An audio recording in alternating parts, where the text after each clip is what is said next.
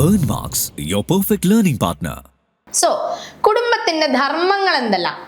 ലൈംഗിക ആവശ്യങ്ങളുടെ സുദൃഢമായ സംതൃപ്തി. ലൈംഗികത മനുഷ്യനിൽ ശക്തമാണ്. സെക്ഷൽ പ്ലഷർ, സെക്ഷൽ നീഡ് എന്ന് പറയുന്നത് ഭക്ഷണവും വെള്ളവും സേഫ്റ്റിയും പോലെ തന്നെ ഇമ്പോർട്ടൻ്റ് ആയിട്ടുള്ള ഒരു നീഡാണ് സെക്ഷൽ നീഡ് എന്ന് പറയുന്നത്. അപ്പം ലൈംഗികത മനുഷ്യനിൽ ശക്തമാണ്. ലൈംഗിക താല്പര്യം മനുഷ്യനിൽ ജീവിതകാലം മുഴുവൻ ഉണ്ടായിരിക്കും. ലൈംഗിക അഭിനിവേശം പലപ്പോഴും അനിയന്ത്രിതമാണ്. ചില സമയം ഇത് കൺട്രോൾ ചെയ്യാൻ മനുഷ്യന് പറ്റണം എന്നില്ല. വിവാഹം എന്ന സ്ഥാപനത്തിലൂടെ സമൂഹം മനുഷ്യന്റെ ലൈംഗിക പെരുമാറ്റത്തെ നിയന്ത്രിക്കുന്നു. അതായത് വിവാഹം എന്ന സ്ഥാപനത്തിലൂടെ ഈ അനിയന്ത്രിതമായിട്ടുള്ള മനുഷ്യന്റെ ലൈംഗിക പെരുമാറ്റത്തെ വിവാഹം എന്ന സ്ഥാപനത്തിലൂടെ എന്ത് നിയന്ത്രിക്കുകയാണ്? നമ്മുടെ സമൂഹം നിയന്ത്രിക്കുകയാണ് ചെയ്യുന്നത് എന്നാണ് പറയുന്നത്. അപ്പൊ കുടുംബത്തിന്റെ ധർമ്മം എന്താണ്? 1, ലൈംഗിക ആവശ്യങ്ങളുടെ സുദൃഢമായ സംതൃപ്തി. 2, പ്രജനനം അഥവാ സന്താനോൽപാദനം. നമ്മൾ നേരത്തെയും പഠിച്ചു. എന്താണ് കുടുംബത്തിന്റെ വൺ ഓഫ് ദ ധർമ്മം എന്ന് പഠിച്ചത്? നമ്മൾ പ്രജനനമാണ്. അതായത് അടുത്ത തലമുറയെ നമ്മൾ ഉൽപ്പാദിപ്പിക്കുക. കുടുംബത്തിൽ ഏറ്റവും അനിവാര്യമായ മറ്റൊരു ധർമ്മമാണ് സന്താനോൽപാദനം എന്ന് പറയുന്നത്. ഉയർന്നതും താഴ്ന്നതുമായ എല്ലാ ജീവികളിലും പ്രജനനം നടക്കുന്നുണ്ട്. അതായത് എല്ലാ ജീവികളിലും ഉയർന്നത് സിംഗിൾ സെൽ അല്ലെങ്കിൽ അവിടുന്ന് മുതൽ ചെറിയ, അതായത് എല്ലാം മൾട്ടിപ്ലിക്കേറ്റ് ചെയ്യുന്നുണ്ട്, എല്ലാം അടുത്ത തലമുറയെ ഉണ്ടാക്കുന്നുണ്ട്. അതിന്റെ മെത്തേഡുകൾ വ്യത്യാസമാണെന്നേ ഉള്ളൂ അല്ലെ. അപ്പം അതുകൊണ്ട് തന്നെ ഏറ്റവും ഹയർ എന്ന് നമ്മൾ വിചാരിക്കുന്ന മനുഷ്യനിലും അതുണ്ട്. നിയന്ത്രണം ആവശ്യമുള്ള ഒരു പ്രവർത്തനം കൂടിയാണിത്. ലൈംഗിക സംതൃപ്തിയുടെ ഫലം പ്രജനനമാണ്. ലൈംഗിക സംതൃപ്തിയുടെ ഫലം പ്രജനനമാണ്. സന്താനോൽപാദനം കുടുംബം സ്ഥാപനവൽക്കരിക്കുന്നു. സന്താനോൽപാദനം കുടുംബത്തെ സ്ഥാപനവൽക്കരിക്കുന്നു. 3, കുട്ടികളെ വളർത്തി പരിപാലിക്കൽ കുടുംബത്തിന്റെ ഒരു പ്രധാന ധർമ്മമാണ്.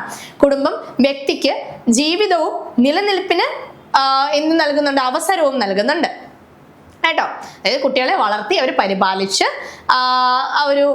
ഒരു വ്യക്തിയെ അവർക്ക് ജീവിതവും നിലനിൽപ്പിനുള്ള ഒരു അവസരമൊക്കെ കൊടുത്ത് കൊണ്ടുവരുന്നൊരു അതും കുടുംബത്തിന്റെ ധർമ്മമാണ്. പാർപ്പിട ആവശ്യം നിറവേറ്റൽ. പാർപ്പിട സൗകര്യം എന്നത് ഒരു കുടുംബത്തെ സംബന്ധിച്ച് അത്യന്താപേക്ഷിതമായിട്ടുള്ള കാര്യമാണ് അല്ലേ. കുടുംബം അതിലെ അംഗങ്ങൾക്ക് താമസ സൗകര്യം നൽകുന്നുണ്ട്. കുട്ടികൾ ജനിക്കാനും വളരാനുമുള്ള ഉചിതമായ സാഹചര്യം ഒരുക്കുന്നത് എന്താണ്? കുടുംബങ്ങളാണ്. 5ാമത്തെ എന്താണ്? സാംസ്കാരിക പ്രസരണത്തിനുള്ള ഒരു ഉപാധിയാണ് കുടുംബം എന്ന് പറയുന്നത്. കുടുംബത്തിന്റെ ഒരു ധർമ്മം കൂടിയാണ്. സാംസ്കാരിക പ്രസരണത്തിനുള്ള ഒരു ഉപാധി എന്ന നിലയിൽ കുടുംബം പ്രവർത്തിക്കുന്നു. കുടുംബം മനുഷ്യന് മനുഷ്യവംശം എന്ന നിലയിൽ ജീവശാസ്ത്രപരമായ തുടർച്ച നൽകുക മാത്രമല്ല, അയാൾ ജീവിക്കുന്ന സമൂഹത്തിന്റെ സാംസ്കാരിക തുടർച്ചയും സാധ്യമാകുന്നു. അതായത് നമ്മൾ മനുഷ്യനെ മാത്രം ക്രിയേറ്റ് ചെയ്ത് പോയിട്ട് കാര്യമില്ല. കുടുംബം എന്ന് പറയുന്നത് എന്തിനും കൂടെ ഉള്ളതാണ്. ആ സംസ്കാരത്തെയും കൂടെ കണ്ടിന്യൂ ചെയ്തു പോകുന്നതും കൂടെയാണ് കേട്ടോ. ഓക്കെ, 6ാമത്തെ കാര്യം, കുടുംബം. നമ്മൾ ഒരുപാട് കുടുംബത്തിന്റെ ധർമ്മം പഠിക്കുന്നുണ്ട് അല്ലെ. ഇതെല്ലാം ഓർത്ത് വെക്കുക. നമ്മൾ കണക്ട് ചെയ്ത് പഠിച്ചാൽ ഈസിലി നിങ്ങൾക്ക് എക്സാമിന് എഴുതാൻ പറ്റുന്ന കാര്യം തന്നെയാണ്. 6, കുടുംബം സാമൂഹ്യവൽക്കരണത്തിനുള്ള ഒരു സംവിധാനം എന്ന നിലയിൽ കുട്ടികളുടെ സ്വഭാവത്തെയും പെരുമാറ്റത്തെയും മനോഭാവത്തെയും നിയന്ത്രിച്ചുകൊണ്ട് കുടുംബം അവരുടെ സാമൂഹ്യവൽക്കരണത്തെ സഹായിക്കുന്നു. കുടുംബം കുട്ടികളുടെ സാമൂഹ്യവൽക്കരണത്തെ, സൊസൈറ്റിയിലേക്ക് ഇറങ്ങി ഇടപെട്ട് കുറച്ചും കൂടെ സോഷ്യൽ ആനിമലായിട്ട്, സോഷ്യൽ ബീയിങ് ആയിട്ട് മാറാൻ വേണ്ടിയിട്ട് കുട്ടികളെ സഹായിക്കുന്നു? കുടുംബം സഹായിക്കുന്നു. കുടുംബം കുട്ടികളെ സമൂഹത്തിലെ മൂല്യബോധവും സദാചാര നിഷ്ഠയും വിശ്വാസങ്ങളും ആദർശങ്ങളും പരിചയപ്പെടുത്തി പിന്നീട് സമൂഹവും സംസ്കാരവും എന്ന വിശാലമായ ലോകത്തിൽ ഇടപഴകാനും അതിന്റെ ഭാഗമാകാനും അവരെ പരിശീലിപ്പിക്കുന്നു. ഒന്നുകൂടെ വായിക്കണോ?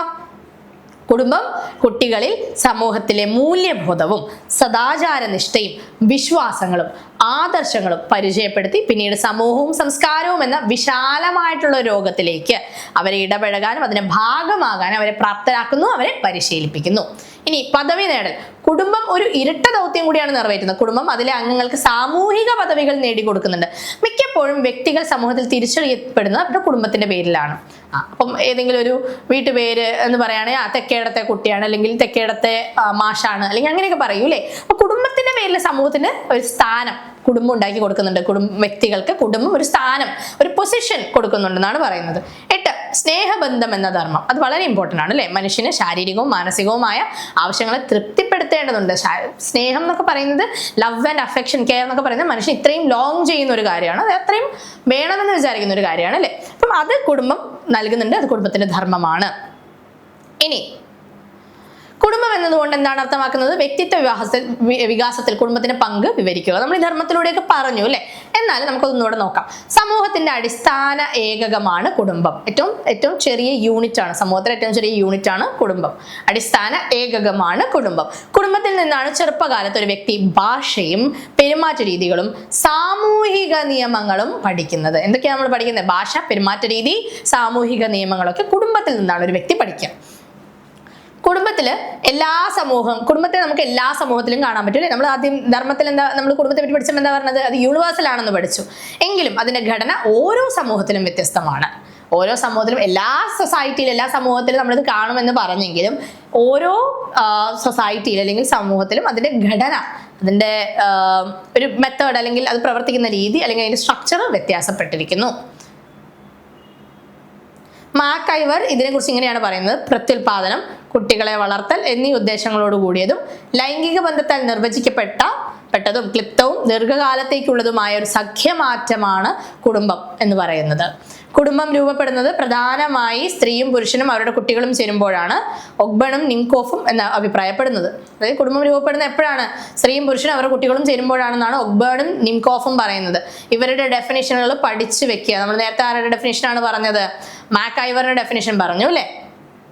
ഇനി കുട്ടികളോട് അല്ലെങ്കിൽ കുട്ടികളില്ലാതെ, കുട്ടികളോട് കൂടി അല്ലെങ്കിൽ കുട്ടികളില്ലാതെ, ഭാര്യയും ഭർത്താവും കുട്ടികളോട് കൂടി ഒരു സ്ത്രീയോ അല്ലെങ്കിൽ കുട്ടികളോട് കൂടി ഒരു പുരുഷനോ അടങ്ങിയ ഏതാണ്ട് ഒരു ശാശ്വതമായ ബന്ധമാണ് കുടുംബം. ഇത് നമ്മൾ എവിടെ വായിച്ചു?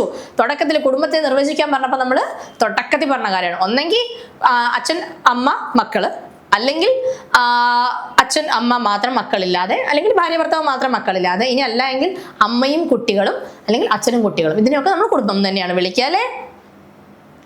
ഇനി കുടുംബത്തിന്റെ 4 കടമകൾ എന്തെല്ലാം? നമ്മൾ ധർമ്മങ്ങൾ പഠിച്ചു, സ്പെഷ്യാലിറ്റീസ് പഠിച്ചു, ഇനി നമ്മൾ കടമകളാണ് പഠിക്കാൻ പോകുന്നത് കേട്ടോ.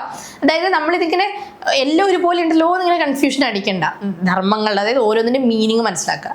ഇതിന്റെ പ്രത്യേകത, കുടുംബത്തിൽ എന്തൊക്കെയാണ് പ്രത്യേകതകൾ എന്നുള്ളതാണ് ആദ്യം നമ്മൾ പഠിച്ചത്. പിന്നെ നമ്മൾ അതിന്റെ ധർമ്മങ്ങൾ പഠിച്ചു. ഇനി നമ്മൾ അതിന്റെ കടമകളാണ് പഠിക്കാൻ പോകുന്നത്. 1 ജീവശാസ്ത്ര പഠനം, 2 സാമൂഹികപരം, ജീവശാസ്ത്രപരമാണ് കേട്ടോ.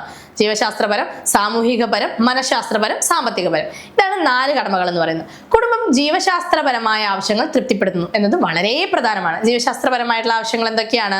1 ലൈംഗിക സംതൃപ്തിയാണ്. പിന്നെന്താണ്? സാക്ഷാത്കരിക്കുക. അതുപോലെ തന്നെ അടുത്ത ജനറേഷനെ ക്രിയേറ്റ് ചെയ്യുന്നതും ജീവശാസ്ത്രപരമായിട്ടുള്ള കടമയാണ്. എന്താണ് പറയുന്നത്? വിവാഹത്തിലുള്ള ലൈംഗിക സംതൃപ്തി എന്ന ആവശ്യത്തെ കുടുംബം സാക്ഷാത്കരിക്കുന്ന, കുടുംബം രൂപീകരിക്കാതെയുള്ള ലൈംഗിക സംതൃപ്തി സമൂഹം അംഗീകരിക്കുന്നില്ല. കുടുംബം, അതായത് വിവാഹം ചെയ്യാതെയുള്ള, കുടുംബം രൂപീകരിക്കാതെയുള്ള ലൈംഗിക സംതൃപ്തി നമ്മുടെ ഇന്നത്തെ സൊസൈറ്റി അംഗീകരിക്കുന്നില്ല. കുടുംബത്തിന് ചില സാമൂഹിക ധർമ്മങ്ങളുണ്ട്. അതാണ് രണ്ടാമത്തെ. കുടുംബത്തിന് ചില സാമൂഹിക ധർമ്മങ്ങളുണ്ട്. അത് കുട്ടികളെ വളർത്തിയെടുക്കുകയും അവരുടെ സാമൂഹിക രൂപീകരണത്തെ സഹായിക്കുകയും ചെയ്യുന്നു. കുടുംബത്തിൽ നിന്നാണ് കുട്ടികൾ ഭാഷയും ആചാരങ്ങളും പാരമ്പര്യങ്ങളും സാമൂഹിക നിയമങ്ങളും പഠിക്കുന്നത്. പിന്നെ മനഃശാസ്ത്രപരമായിട്ടുള്ള നമ്മൾ എന്താണ് അതിവിടെ കൊടുത്തിട്ടില്ല, പക്ഷെ നമുക്കൊന്ന് ഡിസ്കസ് ചെയ്യാം അല്ലേ. അതായത് നമ്മൾ നേരത്തെ പറഞ്ഞതുപോലെ നമുക്ക് ലവ് ആൻഡ് ബിലോങ്ങിങ്നെസ്, കെയർ, നീഡൊക്കെ ആവശ്യമുണ്ട് അല്ലേ. അതൊക്കെ കുടുംബത്തിൽ നിന്ന് ലഭിക്കുന്നു. എന്താണ് സാമ്പത്തികപരം, അതായത് നമുക്ക് വേണ്ട നീഡുകൾ, അതായത് ഒരു കുട്ടി എന്ന നിലയിൽ നമ്മൾ വെറുതെ ഒരു പ്രോക്രിയേഷൻ മാത്രമാണ്, അതായത് മറ്റൊരു ജനറേഷനെ ഉണ്ടാക്കൽ മാത്രമാണ് ഒരു കുടുംബം എന്നുള്ളൊരു എന്താ പറയുക ഒരു ഫാക്ടർ നമ്മുടെ സമൂഹത്തിൽ നിലനിൽക്കുന്നില്ല എങ്കിൽ വെറുതെ കുട്ടികളെ പ്രസവിച്ചിട്ട് അവർക്ക് വിദ്യാഭ്യാസമോ ഫുഡോ ഒന്നുമില്ലാതെ മുന്നോട്ട് പോകുന്ന ഒരു കാടൻ രീതിയായി പോകും അല്ലെ, ഒരു ഫോറസ്റ്റ് നിയമമായി പോകും അത്തരം ഒരിത്. കുടുംബമുള്ളത് കൊണ്ടാണ് നമുക്കിപ്പം ഇന്ന് ഇവിടെ നിന്ന് പഠിക്കാൻ പറ്റുന്നതും നമുക്ക് സംസാരിക്കാൻ പറ്റുന്നതും. വെറുതെ പ്രോക്രിയേഷൻ മാത്രമല്ല, മറിച്ചൊരു കൾച്ചറിനെയും ഒരു സൊസൈറ്റിയും കൂടി ഒരുമിച്ച് കൊണ്ടുപോകുന്നതും കൂടിയാണ് കുടുംബത്തിന്റെ ധർമ്മം എന്ന് പറയുന്നത്, കടമ എന്ന് പറയുന്നത്. Earn Marks, your perfect learning partner.